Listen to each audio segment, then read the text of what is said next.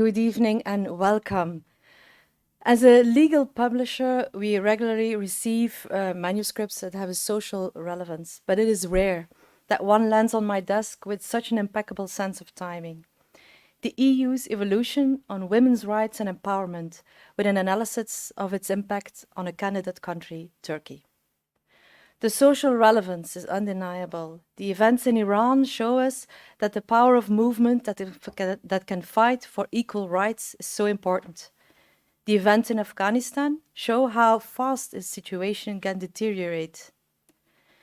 The Convention of the Elimination of All Forms of Discrimination Against Women dates from 1979, and yet many signatory countries still have a long way to go.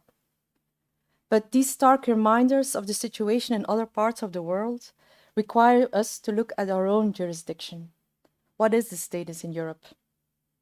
Women's rights are human rights is a statement that we as Europeans take for granted. But should we? Şükran's book, holds it to the light and dives into the different aspects of women's rights and gender equality.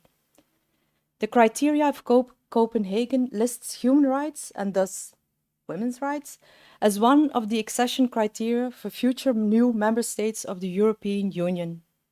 It is in that light that she observes the status of women's rights in Turkey. Şükran graduated at the İTÜ University in Ankara and was a judge at the Court of First Instance in Hozat and at the Cassation Court in Turkey. Following a personal experience as a judge hitting the glass ceiling, she moved from Turkey to Belgium, where she was a Jean Monnet Scholar at the Masters in the International and European Law at the University of Ghent. She rebuilt her career in Belgium, and currently she runs her own business, SRT Legal Consultancy. From my first conversations with Şükran and the many that followed, I have learned to know her as a very passionate lawyer and an erudite writer, a woman whose dedication, tenacity, and righteousness resulted in a must-read book. And I'm so very proud to introduce to you Şükran Ünal.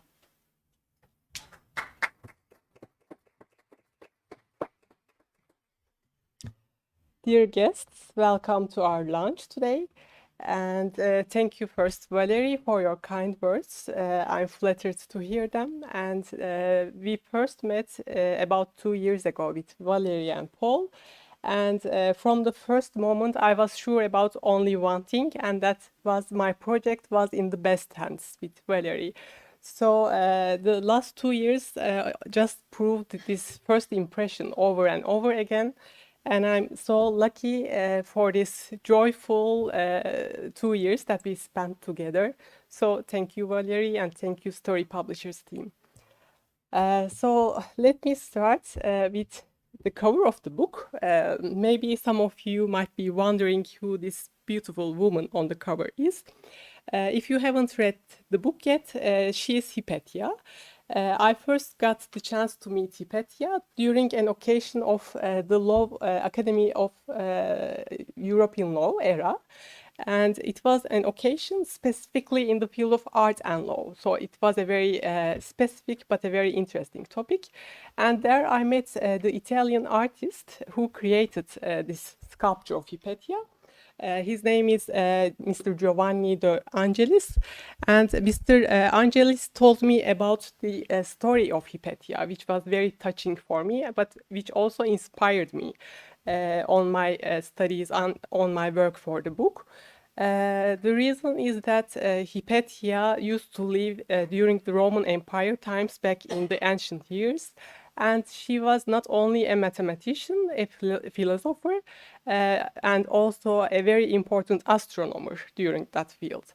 And she was also one of the first initial symbols of the movement of feminism already back at those ancient times.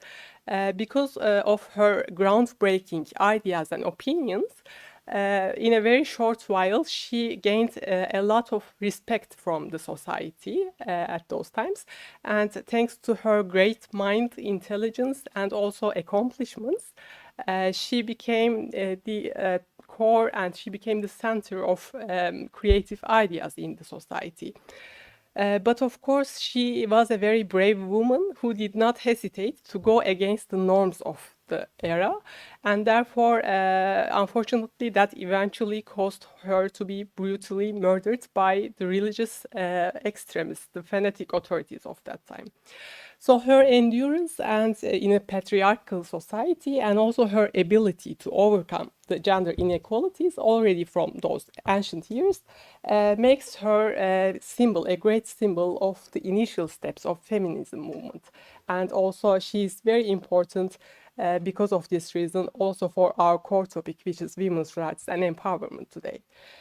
So that was a bit of a quick summary about Hypatia, if you haven't heard about her before. So moving back to our content of the book today, the main objective of the book is to have an overview of the efforts of the European Union and Turkey as a model candidate country to compare and analyze. First, it is mainly about women's rights and empowerment, but it also has to deal with the gender inequalities and gender-based discrimination and violence in order to finally analyze how far the parties have come in the field of women's rights and women's empowerment. So my presentation today also aims to demonstrate the achievements, current efforts, and challenges in both parties, and how they, at certain points, how they intersect with each other, and at certain points, how they differentiate from each other. So, but all from the standpoint of specifically women. And we will have time for questions at the end of my presentation. So some of you might have already seen that the book starts with the brief summary of EU-Turkey relations. But here I'm not going to dive deep into those political and everlasting issues, not to take that much of your time. And instead, I will try to walk you through the challenges and the current progress, the efforts of the parties, specifically in the field of women's rights, and how their general track record is in the field. So before doing that, I will still very briefly touch upon the general umbrella, which is the field of human rights. Because as Valerie has pointed out, women's rights are human rights. So in order to analyze the situation in more depth, we first have to look at the general umbrella of human rights and what the situation in the party is regarding human rights. This is also one of the mottos of the book, that human rights are indivisible. For example, freedom of expression or freedom of speech, as we can call it, or freedom of religion, right to education, right to assembly. We cannot put one aside and focus on the other. So all are so strongly connected to each other that we have to take into account every aspect regarding to each and every human rights topic. Because the history has shown us enough evidence that a slight backsliding in one of these areas in the field of human rights can easily cause a domino effect for the rest of the human rights. And that is also what has been proven in Turkey over and over again, especially in the last decade. Just as mentioned in the EU's Commission report, which is not mentioned only for, which is not published only for Turkey, but also for all the candidate countries in order to summarize their achievements and their level of alignment with the EU. The annual progress report of the Commission also points out the struggles that Turkey has been going through in the recent years, especially in the recent decades. For example, the intimidation over press and media, lack of freedom of speech, or some concerns about the rule of law, arbitrary implementation of laws, and the list goes on and on, unfortunately. So sooner or later, we witness that these backslidings do impact on women's rights in specific as well. Looking from the point of EU in general, the situation in human rights might not be that worrying in the EU, but still the EU and the member states also have some challenges in the field. For example, we know that the EU has a very progressive trend in the field of human rights, but not all the member states are contributing to this progress equally. If we look at the last couple of years, we all witnessed the infringement proceedings that were initiated by the EU towards some EU member states, like Poland, for example. First, it started with the concerns about the independence and impartiality of the judiciary in Poland. And unfortunately, that didn't end there. And Poland also had to go through another struggle, another challenge in the field of human rights. And I think almost it has been 2 years now that all the access to legal abortion in Poland is banned in the country. So a couple of days ago, maybe you might have seen, we watched with shame on the media that an abortion activist in Poland is facing 3-year imprisonment in the country on the grounds of allegedly providing abortion bills to a woman. So even in the EU, there are problems. The situation is similar in states like Bulgaria, Slovakia, Hungary. For example, you might have heard about the questioning, the challenging of the Istanbul Convention in these countries, which are also member states.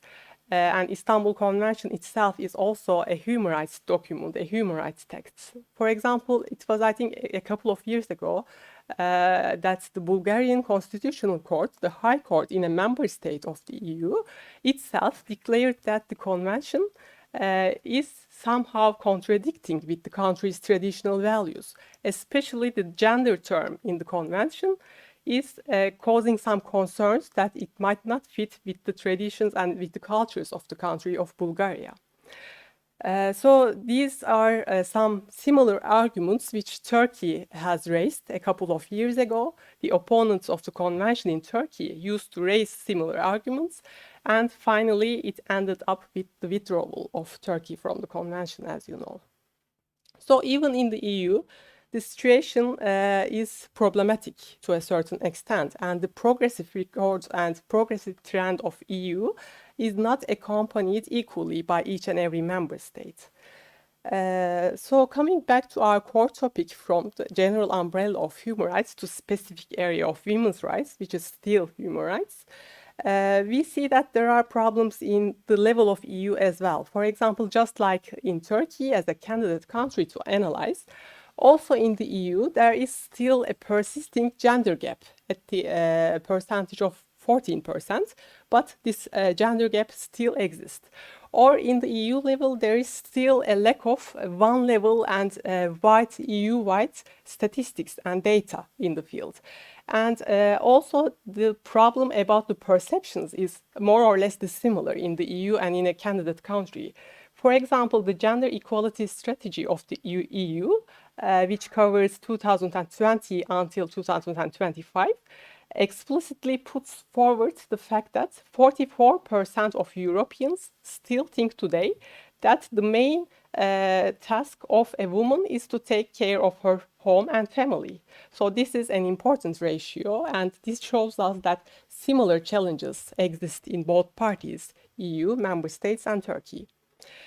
Still, despite these challenges, EU has come far in the field and has great achievements. Today, 14 of the top worldwide 20 countries in terms of achieving gender parity and gender equality in the world are member states, so 14 out of 20. So this itself shows us the fact that the European Union has come far in the field, and therefore we should also focus on what lies beneath these achievements of the Union if we put aside the challenges that are still going on. So dedication of the EU being in the first place, in addition to several directives in the field, for example, most of the time the directives that were in the field of working life to combat gender-based discrimination specifically. In addition to these directives, which are in a great amount of number, also the soft law instruments of the EU are contributing to the field. For example, there is the Council recommendation on the promotion of positive action for women. So this is a very good example of soft law instrument in the EU, which has very important and very drastic impacts on gender equality. So this recommendation briefly says that positive action is needed in the field of gender equality to combat gender-based discrimination and to compensate for the disadvantaged and unequal situation of women. So, for example, quotas are a typical measure if we are to think about these positive actions. We see that quotas have really resulted in drastic a very efficient and spectacular outcomes. For example, in France, already in 10 years, from the year 2009 till the end of 2019, the ratio of women who were represented at the company boards escalated from 10% to 45%. So this happened only in 10 years. So it sounds too good to be true, but it is true. And this was thanks to the quotas. And therefore, France now rightly continues using the quotas now in the field of executive leadership positions for women. So the EU expects it to take only 4 years for the company boards in the EU to achieve gender parity if they continue with quota measures. But this is, of course, for the countries who have already started benefiting from quotas. But on the other side, for the countries, EU countries who have not yet taken action in that sense, the EU estimates it to take around 125 years. So 4 years to 125 years. This also sets out very clearly the efficiency and the outcome of the measure of quotas. However, there are serious concerns about the quotas as well on the flip side of the coin, and we cannot really disregard these concerns because at a point they have something right to raise. For example, the people who object to quotas or the people who at least question quotas think that if there is another measure that is capable of compensating for the disadvantaged and unequal situation, then that measure should be preferred instead of quotas. Why do they think so? Simply because of the discriminatory nature, discriminatory tone of the quotas. And this is not something that we can ignore. To a certain extent, this is also a right point to raise. Because if we look at the nature of quotas and in general positive action measures, they do need to be temporary measures. And also they do need to be proportionate measures. Positive action is legitimate in the EU, but it doesn't mean that it should automatically become the general rule. If we have other measures, other opportunities to compensate for the gender inequalities, of course, setting automatically quotas does not make it sound as if it is fair. Let's think about a vacancy announcement and people are applying for this vacancy. And let's think that a male candidate or a candidate with different gender identity possesses all the required skills and talents. But then the employer, does he or she still have to opt for the less qualified female candidate just to meet the quotas? I don't think that sounds fair. As a woman, I don't think so. Because I don't think that it is logical to put forward one human rights and then neglect like the merit-based selections, for example. I don't think that hiring women, even to meet a certain number of quotas, should be at the expense of merit-based selections. We should always have this going first. So if the pool is more composed of equal candidates, it is okay, of course, for the employer to opt for the less represented gender in that sense. And this doesn't always have to be women, of course. In our case, most of the time it is women, but this doesn't have to be women. So positive action also serves for the less represented and unequal gender or gender identity in that sense. So as you see, there is a balance to be always protected, to be preserved in this case. And what can be done? In my book, I suggest that maybe vocational trainings, or let's say equal opportunities and more strong opportunities for education for boys and girls already from the early ages of school years can be offered, can be more ensured, so that the pool of candidates can be composed of equal amounts of genders. And only after that step, when we reach that point, there will be no more need for quota measures or simply for other positive action measures as well. So the quotas are effective, they are drastically effective, that we cannot put them aside.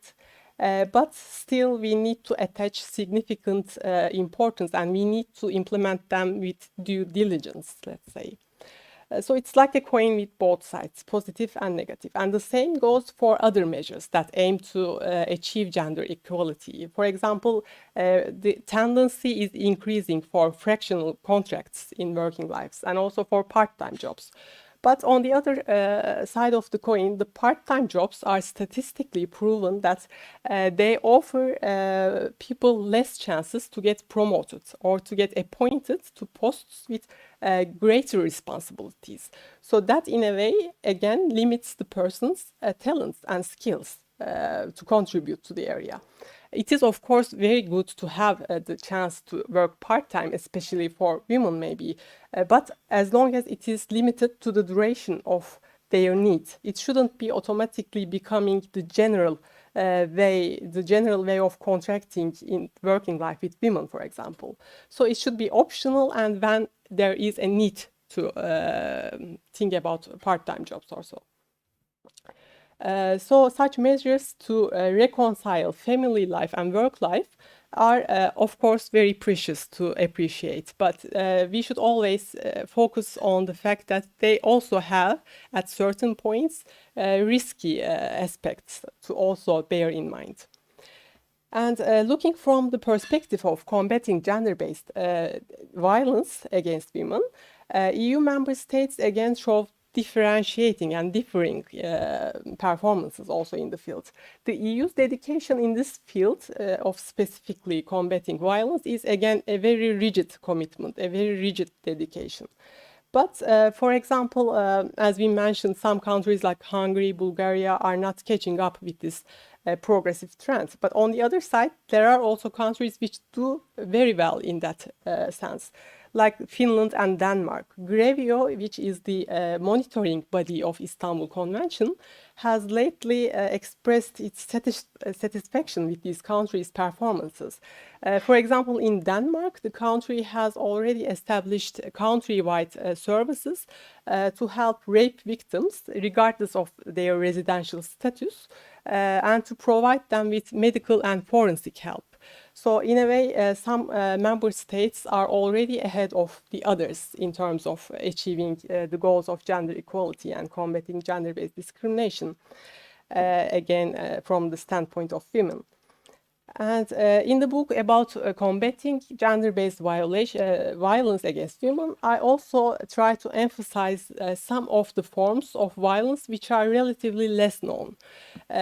Before going more in details, there is this statistics that shows 33% of women in the EU have experienced at least one form of violence throughout their lives.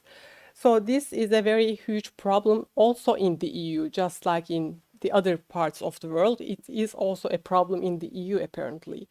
And I think you already know a lot about like psychological violence, even digital violence, or like physical violence for sure. But for example, there is other types of violence, like corporal punishment, as I stressed in the book. This is relatively less known because it's a typical domestic violence committed against children, not against women directly. But it has an impact for our topic as well, because from the early ages of childhood, if a child is exposed to violence, domestic violence, it increases the odds that he or she will get used to it and will normalize it for the rest of her life. And that paves the way to domestic violence in the future. So therefore, I try to draw attention to this point of corporal punishment. It's also important for the EU, because most of the member states, just like the trend in the whole world, have already banned corporal punishment.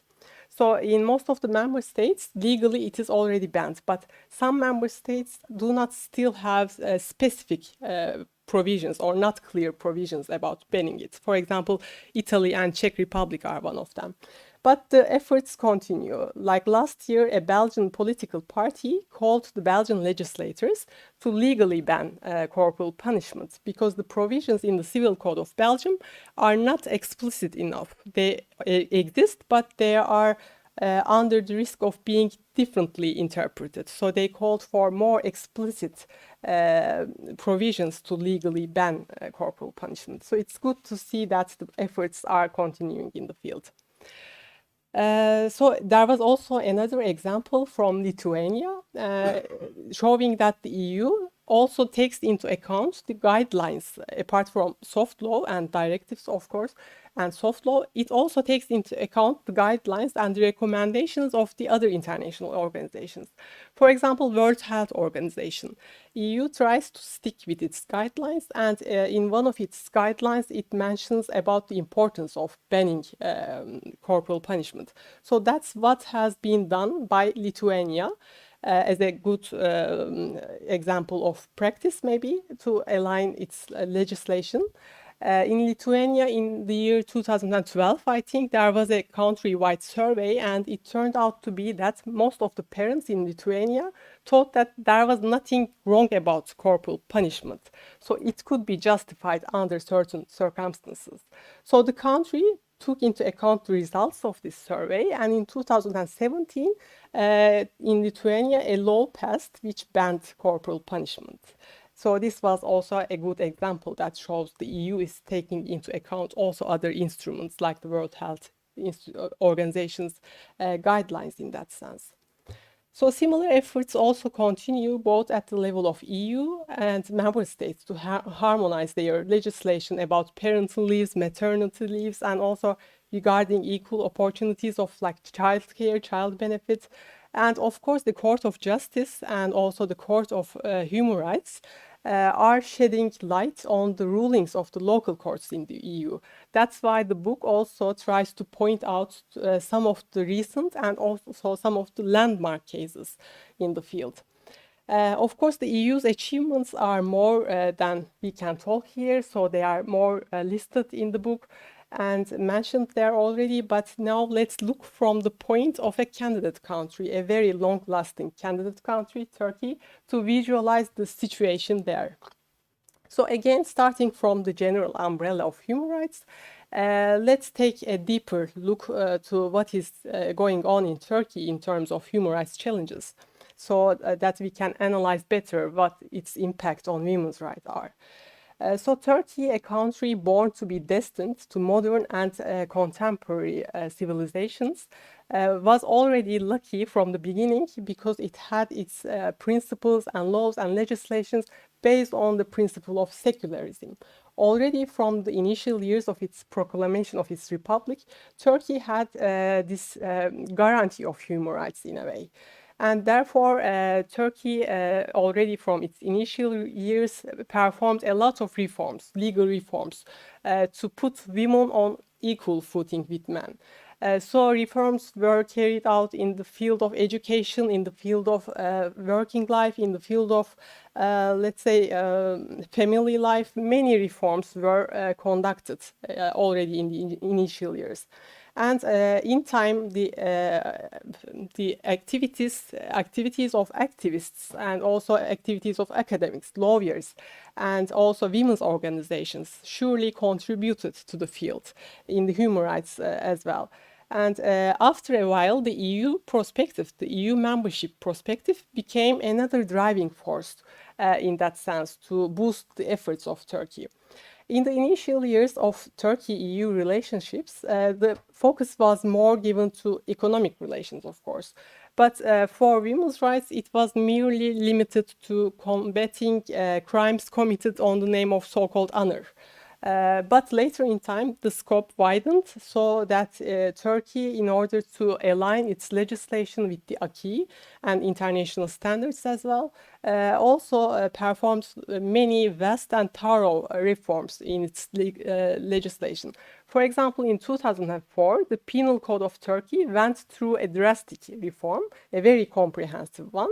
And normally our penal code was already based on the Italian model of penal code already back in 1920s. So already in the initial years of the Republic, we had our laws which were based on the principle of secularism. So there was never the impact of religion on our laws. Of course, Turkey is a patriarchal country. There were signs of this patriarchal society in the laws, but there were never signs of religion because simply from the proclamation of the republic, we were born as a secular republic. And in addition to this motive of becoming an EU member one day, we also performed a lot of important amendments in also our civil code. For example, it was also back in 1920s, it was based on the civil code model. And after, in time, many amendments followed one another, and with the motive of becoming an EU member, also drastic changes, amendments were made in the civil code. So one of the biggest strengths of Turkey in the field of general umbrella of human rights is its constitution, and also Article 90, which also shows us how Turkey as a candidate country gained a benefit on the road to EU. Even as a candidate country, to align its legislation, it amended this Article 90 in 2004, and the article became, in a way, to state that if there is a human rights agreement, international human rights agreement, that is put into force, duly put into force in Turkey, that should prevail over the national legislation. So if ever should there be a conflict between the national law and the international, human rights agreement, then the latter will prevail. So the human rights agreement will prevail. This gives Turkey a very strong advantage in the field to protect women's rights and also human rights. Therefore, it's very important to place international human rights agreements at the top of the hierarchy in that sense.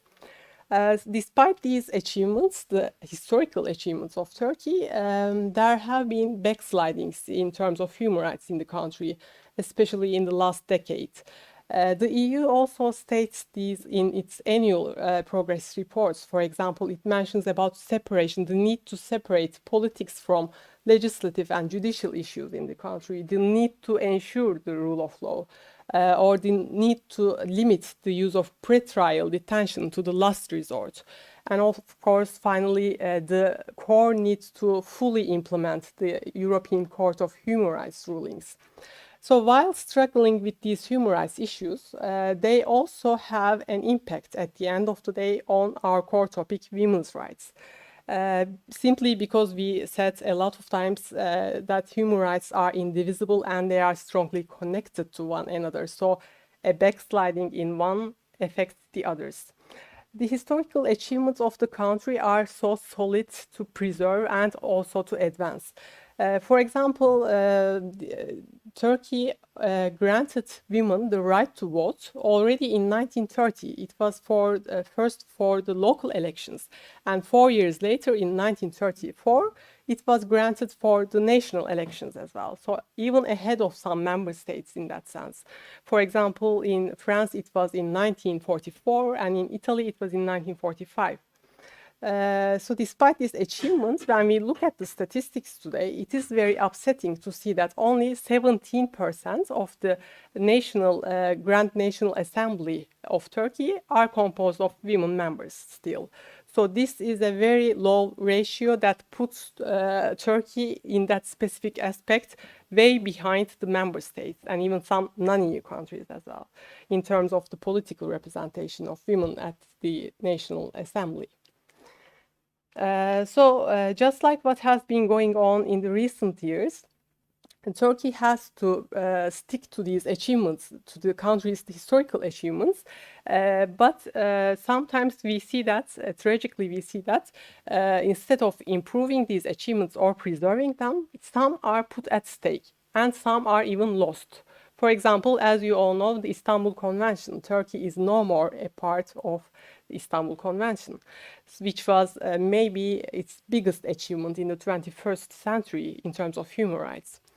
So just like what has been going on in countries also in the EU, like in Hungary, in Poland, the questioning and the campaigns to discredit the convention already started many years ago in Turkey. And that atmosphere finally led to this withdrawal at the end. And sometimes also this is something that I point out in the book.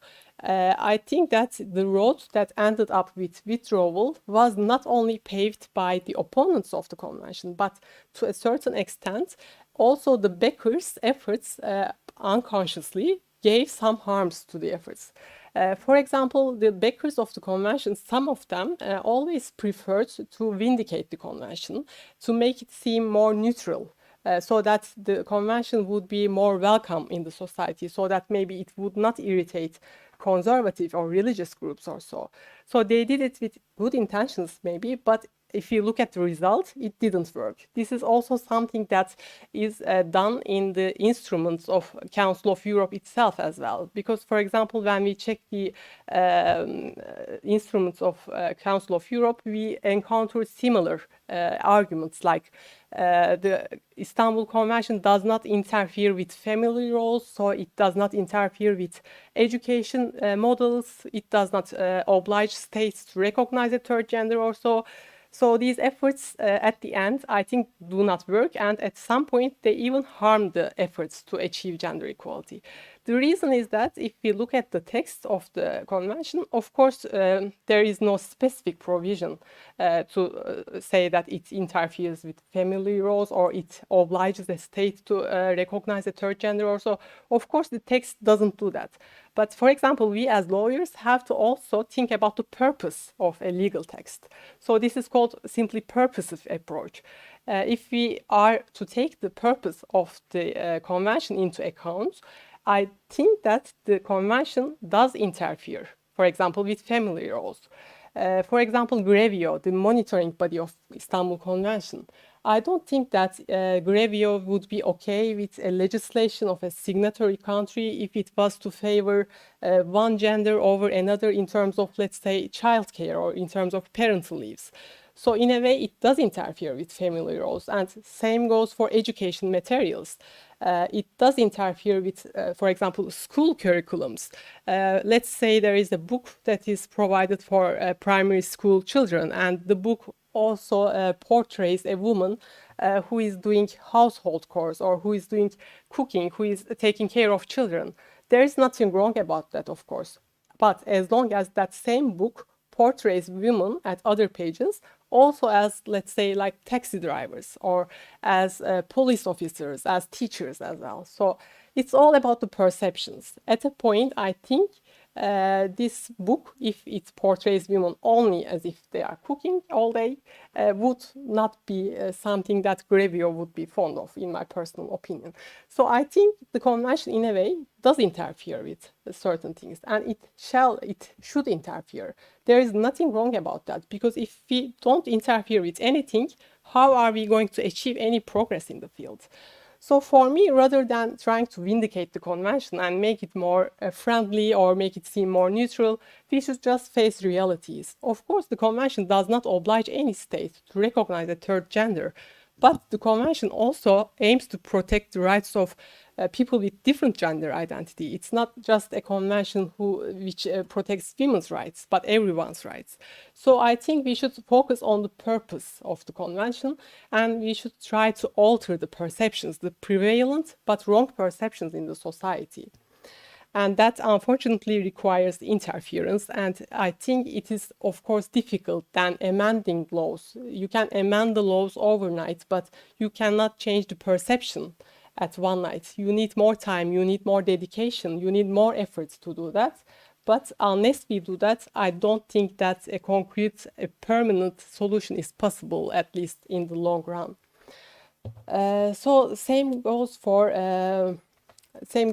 the efforts in member states as well, because simply the countries like Hungary and Poland should, at a point, should understand the purpose of the convention, and they should simply try to alter the perceptions to gain more support to the convention. Something also which is going problematic in Turkey in that sense is the Human Rights Action Plan, which I think you might have already heard about. The plan was drafted and was provided right after the withdrawal of Turkey from Istanbul Convention. So in a way, people thought that somehow is it compensating for the absence of the convention. But when we look at the Human Rights Action Plan, which was drafted in the aftermath of the withdrawal, it's normally a periodical plan that needs to be drafted in certain periods of time. And of course, it might involve good intentions to contribute to the area. It hardly brings any novelties, and it hardly sees any bold and concrete steps.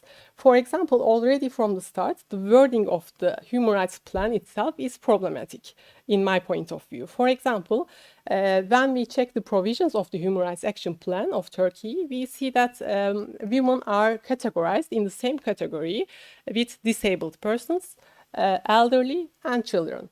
So in a lot of provisions, the same repetition goes on and on. If you look at the rest, disabled persons, children, and elderly, you realize that they are a group, they are groups which need a certain degree of protection because they are to a certain degree vulnerable groups. But why women? Why placing women automatically with those three groups? So I think this is also creating and inciting the already existing wrong perception in the society, which attaches a degree of vulnerability to women. Of course, at a point in our lives, we might all need protection, regardless of our gender or gender preferences. But that's not something about our sexual orientation. Like, let's say a woman is an asylum seeker, or a woman is pregnant and going through maybe serious health problems at that time. In certain cases, that may justify the protection, but not automatically. We shouldn't place women automatically into the category of vulnerable people.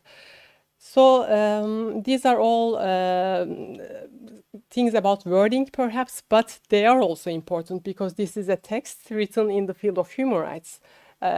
So it is very crucial to also focus on the right wordings in order to change the wrong perceptions and in order to combat the prevalent gender stereotypes in the society. Same goes for the clauses in the Human Rights Action Plan, which talks about protecting women. This mistake, in my point of view, is also made by almost everyone in the society. A lot of people repeat this consciously or unconsciously. Most of the time, I think it's unconsciously, but they talk about protecting women at the end or at the beginning or in the middle of their sentences. So let's stop doing that because women do not need protection. Their rights do. So let's talk about protecting women's rights rather than protecting women themselves. Another struggle that Turkey is facing on recently is the struggle of focusing merely on aggravating the sentences. Almost all women's organizations and politicians are so busy with this point of aggravating the sentences that we miss out the other problem, the core problem that lies beneath, for example, the cases of violence against women, which is perception. So we most of the time miss out the chance to focus on pre-violence phase, but we only focus on post-violence phase. Okay, aggravating the sentences is necessary. I also do agree with that, but it works to a certain extent. Only 2 days ago, I think it was last Saturday, there was another femicide in Turkey. A woman was killed, again due to the negligence of authorities. And this is something, unfortunately, which is not uncommon in Turkey nowadays.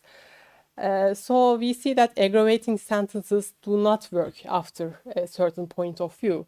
Rather than that, we should also start changing the perceptions, start changing the mindsets, the mentality, and maybe combat against the patriarchal way of thinking. And another everlasting problem is, just like I mentioned now, the lack of proper implementation of laws. Because if you look at the laws, as I just gave a couple of examples, the laws in Turkey are really satisfactory. They are impressive in a way. And most of them, we even find some clauses which are ahead of some member states. So the problem doesn't seem to be about the laws and legislations. It seems to be about how they are implemented.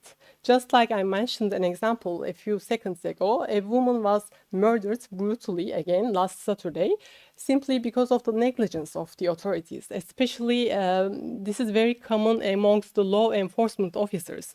That's why the Constitutional Court came up with a very landmark case law decision recently, and the court said that if a police officer or a law enforcement officer is failing to implement the laws properly, then that officer should also be prosecuted and put on trial, perhaps.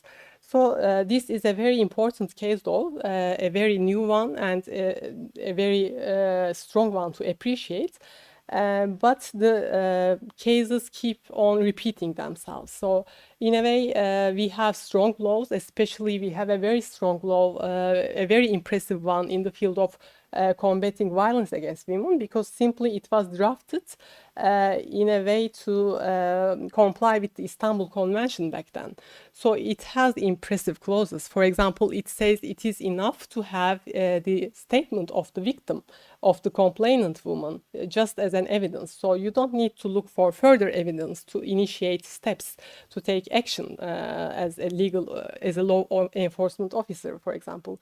But in most of the case law, we witness that even if there is a restraining order, for example, it is not extended, or sometimes it is not even issued. And similar case law also we see in the EU member states as well. As mentioned in the book, there was a very similar one in Italy as well, in which the police officers also try to act like mediators. They try to reconcile the woman with her ex-husband, and they simply say that it was a normal thing, a family issue, so it shouldn't be made a big deal or so, but it resulted in the death of the woman.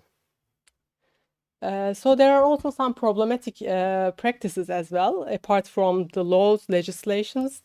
For example, the pink buses.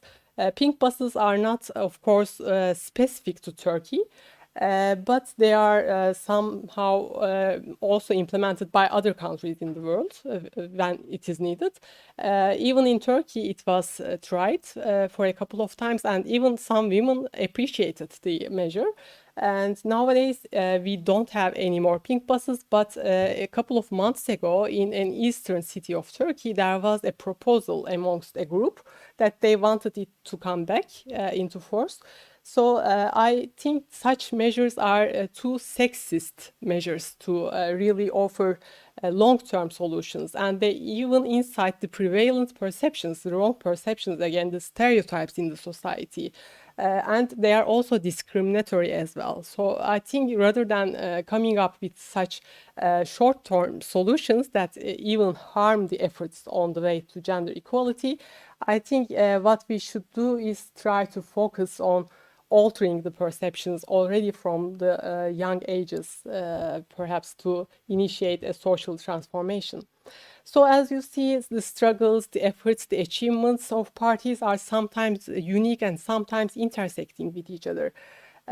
So coming back to where we first started, the parties and challenges, their efforts intersect at certain points. It is clear that the EU, member states, and also the candidate countries also do have significant achievements to appreciate. And it is clear that the EU's strategies, goals, and legislation, the acquis itself, keep shedding light on the candidate countries' efforts in that sense and becoming an additional driving force for the countries. That being said, cooperation amongst the parties is very crucial so that the parties can continue learning from each other's experiences and also each other's good and bad practices. So as again said at the beginning, human rights are indivisible. So cooperation in one specific field, in the field of women's rights, for example, in the long run will not work unless the parties engage in a very constructive dialogue also in the field of rest of the human rights issues as well. So I think that was pretty much what I would like to share with you today about the book. And thank you for your patience, and I'm happy to have your questions if you have any.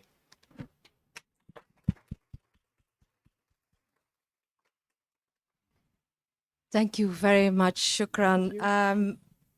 What we heard is that the road to equality is long and paved with many obstacles, but also with hope. You admit in the book that the relations get tense from time to time, and that there have been severe backslidings in Turkey in terms of human rights. But then again, you still have a hopeful and positive tones when it comes to the parties' future relations. What do you think about the EU's membership chances for Turkey? Thank you, Valerie, for your question. Indeed, if I speak frankly, I think it is less credible today. It became less credible, the EU membership of Turkey. But whether or not Turkey becomes a EU member one day is something that needs to be discussed maybe by politicians or social scientists or so. But as a lawyer, I believe in the impact of this prospect of EU membership. Whether or not Turkey becomes a member of the EU, the country has gained a lot of benefits when we look at the past on the way to EU. So even this prospect of becoming an EU member one day gained us a lot of benefits. Therefore, I strongly suggest that the EU does not come up with any other alternatives like privileged membership or so, but Turkey should stick to this goal. Whether it's credible or not in the future, the tide can turn, it can change at any time, sooner or later, but the history shows us a lot of evidence that we have gained a lot. For example, as we just mentioned, we have performed a lot of amendments in our laws, also with the additional driving force, the motive of EU membership, just like the Constitution, like the Article 90 of the Constitution I mentioned just a couple of minutes ago. And not only at political level, but also at the level of individuals. I think we have some gains on this road. Like I myself was a Jean Monnet scholar when I came to Belgium to study a master's study here. And this was a very prestigious scholarship, which is also financially supporting students as well. So why not the next generations in Turkey don't have the same chance when they study abroad? But of course, looking from the perspective of EU, the EU also has gained a lot in the history for having Turkey as an ally. So it's a coin again with both sides. For example, not only in the field of migration, but also in the field of, let's say, fighting against terrorism, against organized crime, in the field of energy, in the field of customs union. So the EU also had solid gains for having Turkey as a close ally. And since the initial years of the European Union, since 1950s, Turkey was already there to support the Union. So I don't think that we should too much focus on the political situation going on here nowadays. So the EU and Turkey have already been allies, historical allies throughout the history. And I think we should preserve this alliance regardless of the politicians' destructive courses, maybe discourses, or the politicians' lack of will on the way to the EU. We should just put them aside. We shouldn't take it out on the nations, the people in both sides. I believe and I know that there are a lot of people in the EU who would like to stick with these EU prospects still. And there are a lot of people in the EU as well who are ready to welcome Turkey sooner or later. So I think it's something that is all about politics. Maybe sometimes the relations get tense, but the parties have always found a way, a middle ground to make it work. So I hope that Turkey still preserves this prospect. Thank you for your question. Thank you. Are there any questions in? Yes. Not about politics, but about the people in Iran, the women in Turkey. You see a movement in Iran at this moment for women's rights. Do you think that the women in Turkey themselves are conscious about how women's rights are applied in Turkey today, and are they a driving force at the elections, etc.? Thank you for your question. Indeed, it's a very important topic nowadays. And I totally feel deep respect, first of all, to the people in Iran, to both women, men, everyone in Iran who goes out on streets to protest and to ask for their rights, to raise their voices in such a difficult environment. And I can imagine that it is not something easy to do in Iran. So I even respect more. And I also believe in the power of international community, the international support that is offered to Iran and the people who are fighting for their rights there. So it's very important, even if at individual level, like through social media posts or so, or at political level, at bigger steps, we should somehow try to find a way to make those people feel that their voices are heard somewhere in the world and they are respected and they are not alone simply. So therefore, I appreciate every effort that is done internationally to support the movement in Iran nowadays. And coming back to your question, I think there is indeed a lesson to be learned from what is going on in Iran. For example, in Turkey, I think nowadays we should appreciate more that we have our constitution, which is based on principle of secularism, because simply principle of secularism foresees that the state is separate from religion. So the state doesn't have a recognized religion in Turkey, but in Iran it does. So the difference is that Iran is also a republic, but Turkey is a secular republic. And therefore, Turkey has a very strong protection in terms of human rights in its constitution already. And this, all this chaos and the struggles going on in Iran once again shows us the importance of this principle, I think. We should stick to it more than ever. However, nowadays we witness that some people try to even challenge or question the principle of secularism, which is normally very important to preserve, especially in countries where political Islam can gain more power and where religion is under the risk of being exploited for political gains. So this is a lesson that we should learn from the struggles in Iran. So I hope that was an answer to your question. Thank you. Thank you. We also had a question that came from our online audience. Very recently, we witnessed a gathering in Istanbul to protest the LGBTQ people and their rights. Your book clearly focuses on discrimination against women, but it also stresses that human rights are indivisible. Therefore, I think you would agree that this protest also has an impact on the efforts to protect and strengthen women's rights. What do you think about these protests? And well, the question was indeed, what do you think about the protests in Istanbul against the LGBTQ? Yeah, thank you. It is indeed very important. As we said, human rights are indivisible. So, of course, the protest that happened in Turkey, in Istanbul, very recently, has an impact on women's rights.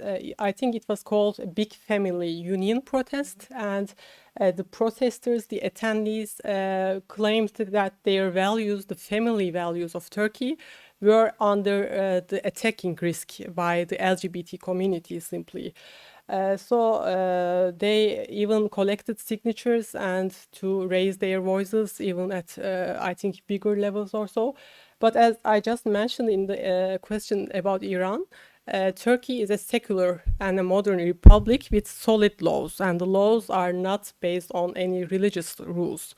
And therefore, Turkey normally used to be a country, maybe the only country with that great amount of majority Muslim population in the world, maybe could be unique in that sense, to allow LGBT parades, the pride marches in the country. Until a few years ago, this was allowed, and this was really unique in that sense for Turkey. And therefore, it showed the impact of our solid constitution and the impact of our secular republic. But in the last couple of years, if I remember correctly, the parades and the marches were somehow banned on different excuses, different grounds, like maybe some because of Corona, maybe some because of other excuses. But they were banned in the last couple of years. So now facing this protest is of no surprise to me. And legally speaking, if the question wants me to interpret it legally, I think it is a hate speech and nothing else than a hate speech, because simply people are differentiating other people based on their sexual orientation and based on their gender preferences, which is not something acceptable by human rights, because simply it's a gender-based discrimination, which is a human rights apparently.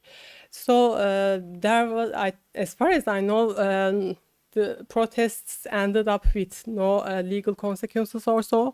So that shows us that in a way the authorities were okay with the protests. Maybe they even supported the idea. I don't know about that, but nothing was done about the protest or its idea, which indeed constituted a hate speech. And also a couple of days ago, I think it was also maybe last weekend or so, in one of his speeches, the president himself declared that how can an LGBT person be existing in a strong family structure? This is impossible.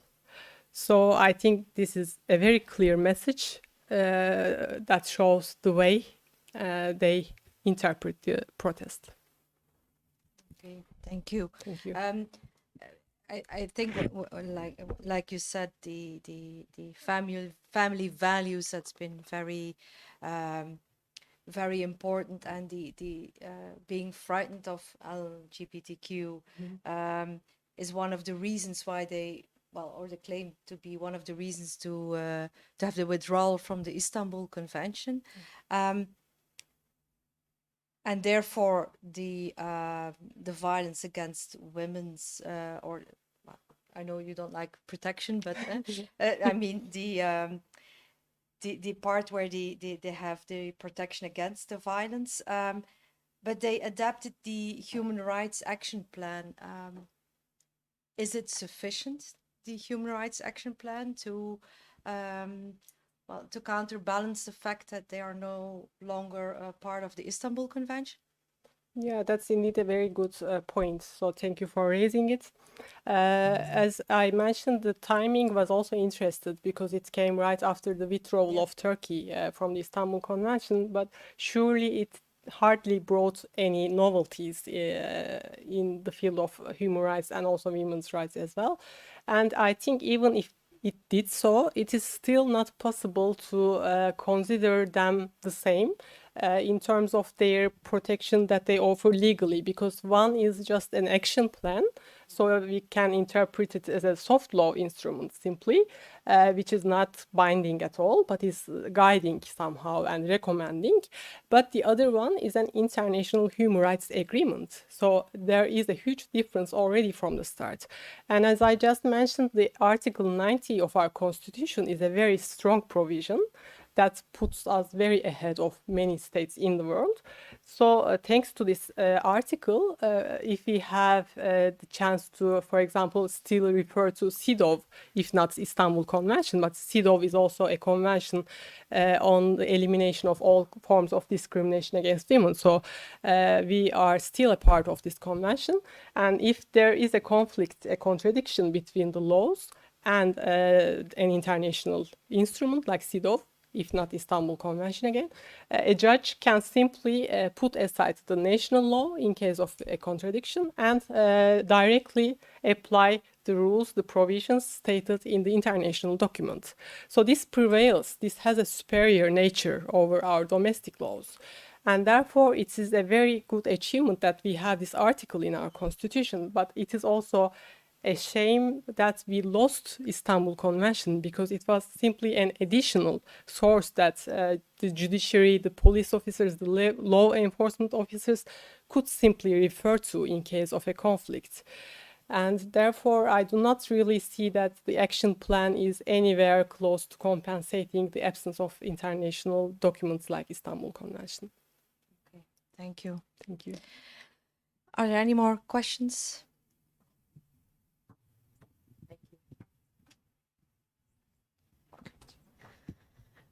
Well, hello. Thank you, Şükran. First of all, I would like to thank you for coming up with such a project and publishing this book, and thank you for making this real. It is important to have such a book in hand, but not only that, it is also of importance that it is written by such a woman as you. Prior to my question, if you allow me, I would like to say a few words about you. Thank you so much. From the first day we met, and I really mean this. I admire you because it is already very difficult for an expat, especially from a non-EU country, to come here and to struggle and to manage to somehow stay here. And you've done it not alone, but with a husband and with 2 children. Yeah. So this is something else. I had to underline this. So congratulations once Thank you so again. much. And I cannot say how proud I am of you. And it is very important to see. It is of importance to me, let's say, to see such women coming from my country and representing our country here as civil ambassadors. I like that term. Thank you for the positive items that you mentioned, because we really need the positive agenda and the items. And maybe we cannot change the world, or we cannot make big changes as one person, but so long as we are here to represent, and so long as we are, we somehow portray a good example of representation, then I think we are good to go. Having said that, I want to, also you falsified yourself the stereotypes on the course books that women only cook and take care of the children. So thank you also for that. Having said that, we know that the EU portrays itself as a union of values, and that it is even the guardian of universal values. And I would like to ask you, although you have mentioned several points, still it's, I think, a good idea to underline. What do you think is a significant positive step that the EU has taken on that? By that I mean as a union of values, as portraying an image of union of values, and going back to the candidate country Turkey. Would you? Well, you have already actually underlined several points, but could you maybe go back there and mention some of them once again? How do you think Turkey has come up with reforms back in time, back at the beginning of the Republic, and even later on? Reinforcing, empowering the values with a specific focus to women's rights. Thank you. Thank you, Işıl, for your question. And before your question, thank you for your kind words. I'm very flattered to hear that you think this way. And I appreciate all your support. From the start, you are one of the witnesses of my efforts, and you were always there to support me. So I'm very lucky to have this women support, let's say, in that sense. So thank you for this too. And coming back to your question, thank you indeed. It's a very important question to raise. I think the first thing that comes to my mind was something that I realized when I had a deep research in the field, that EU somehow owes its success today and its big achievements to its strategy of asking for more. This is how I call it. It's not a technical expression, but it is the way I feel it, I perceive it. What I try to mean is that, for example, nowadays in Turkey, in the media channels, in some of them, there is a tendency to somehow conceal the things that are going wrong in the country, and somehow only focusing on the things that and reflecting them as if everything is okay. The economy is okay, there are no financial problems, human rights are okay, the concerns are addressed. So now we have the Human Rights Action Plan and everything is in order. So, however, that's not the case in Turkey, that's not the case in EU, it's not the case in any part of the world. We all have problems. But the EU is, in that sense, a bit more frank to itself in that way. So all the time that I researched about the gender equality strategy and other documents of the EU, I always encounter the problems, the remaining challenges in the EU that still wait to be addressed in that sense. So of course they also underline and point out the achievements, but they also, more than that, try to emphasize what is still lacking and what is still missing. And I think it's a good strategy because it seems to be working then, rather than concentrating too much on what they have achieved. Focusing on what is lacking seems to be really paying off at the end of the day. If you look at the ratio and the statistics that shows the progressive trend of the EU in the field.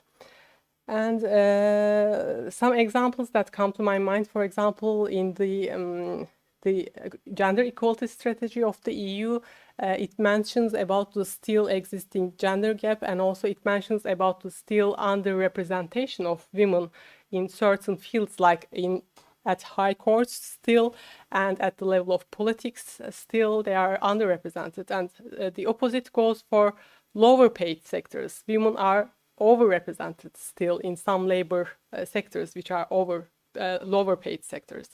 So these are some examples that just popped up in my mind now. And for your question about Turkey, as I just mentioned, I think we have a lot of achievements in the history that we should be proud of and we should preserve.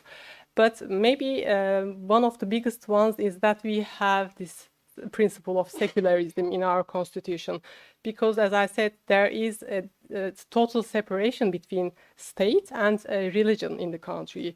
So the laws are not influenced by religious rules. For example, already from the initial years of the Republic in 1920s, polygamy was banned from the start. So later in time, for example, more amendments were made in the civil code to put women on equal footing about their inheritance or their property rights, also with equal footing with men. So in that sense, I think one of the biggest achievements of Turkey is the principle of secularism, which also provides the human rights and promotes them even further. Again, especially in countries where the risk is bigger for religion to be exploited for political gains. So I hope that's more or less the answer to your question. So thank you. Thank you. Any more questions? Yes. Yes, you can hear me. Yeah. I would like also to start by thanking you for, this great book about such an important topic. I think, in the current context, it was very timely to launch it. My question would be related to quotas, because you mentioned it in your introduction. And as you know, like in the EU, there is this new directive, Women on Boards, which is about improving the representation of women in top management positions in companies, which is about to be voted. Actually, we have seen a lot of progress during the French presidency. And also, like in the beginning of a new commission, of a new Ursula Commission, there was also at the commission level a new HR strategy which was adopted in order to increase actually the representation of women in middle and senior positions inside the institutions. And now we can see that we have more women as director general in the top positions inside the commission. So my first question would be, how do you assess these efforts from the EU in order to increase the representation of women? Because you had, I think, mixed feeling about these quotas. In my perspective, I think that quotas can be useful for in the short term, in order to correct some inequalities. And I do agree with you that it should be in parallel with more long-term measures, as giving training or like as giving more confidence to women in the education and academic aspects. And my second question would be, do you know if there is anything similar in Turkey, meaning that, is there any law or is there any like effort in order to increase the representation of women in management positions, like in the private or public sphere? I do know that some political parties are trying to put forward that they have more women, or they would like to achieve like gender equality inside party. Or also the government in the last decade, they put some efforts in order to have more women ministers, I think. But I would like to have more information about that. What is the past record and what is the current situation? So, Thank you for your question. thank you. So starting with the opposite way around, with your final question, as far as I know, Turkey has already concrete steps in that sense as well, to similar to measure of quotas. In Turkey, for example, the book also mentions about a regulation which foresees that companies in private sector, but it's also the same for public sector, the companies should offer the opportunity for childcare, for example. And there was a clause in the regulation at the early years that the clause offered this to only women, to the parent, to the mother of the child. But then it was about the wording. It was not intentionally, but it was about the wording of the regulations. So the criticisms were rightly taken into account as a good practice, and then it was revised, and now the regulation also foresees that, but also foresees it for father of the child as well. So this is something, for example, that is similar to quotas, I believe. And also I think in Turkey it's very important to increase, of course, the political representation of women, especially amongst the parliament members today, because the ratio is still very low when we compare to the counterparts in the EU and member states. So far, I hear and witness from a lot of political parties that encourage this, that encourage more women engagement in politics. So to involve them, I think they are all active in that sense. So I think it's also a good sign to appreciate. And also the women's organizations are very active. And although we as EU do not have a single source to compare the data, the statistics, the sources and the numbers can change from one organization to another. They more or less still keep track record of these numbers to show that there is a progress. The progress is slow, but still there is a progress in that sense. So coming back to your first question, yes, indeed, I have this mixed feeling for quotas, but I think we are at a point now that my opinion does no longer matter, because quotas are so efficient and so effective that they now speak for themselves. So it doesn't really matter what I think anymore. The quotas seem to be really effective and drastic measures, because in the example of France, raising it to 45% from 10% at company boards only in the period of 10 years, such a short period, shows this clearly, that quotas are working. But still, I have this tendency to also understand the criticisms against quotas. Therefore, I think it's important that the EU, even if it comes up with further legislation and further measures like quotas, keeps them always temporary, focuses on the temporary nature. Because if it doesn't do that, if it's somehow reflected as the general norm, then it might simply create more oppositions in the society, because at a point it has a discriminatory nature. So if we focus too much on the quotas, but we forget about why we need quotas, then people more more and more people will get irritated, and they will be right to get irritated. But rather than doing that, rather than focusing on quotas, we should focus more on why we need them, and we need them for temporary period of time. We need them for putting on equal footing the disadvantaged gender. So we don't only need them for women. We also need them for, let's say, people with different gender identity as well. So quotas are there to serve for the underrepresented, the poorly represented gender. So it doesn't have to be women. Maybe we should try to focus on this aspect of it so that the reactions can suit a bit already from the start. Yeah. Thank you too. Thank you. Well, I want to thank Şükran. Thank you for speaking up for gender equality. Thank you. Thank you for writing your book. And thank you for tonight. Thank you, Valerie. Thank you, everyone.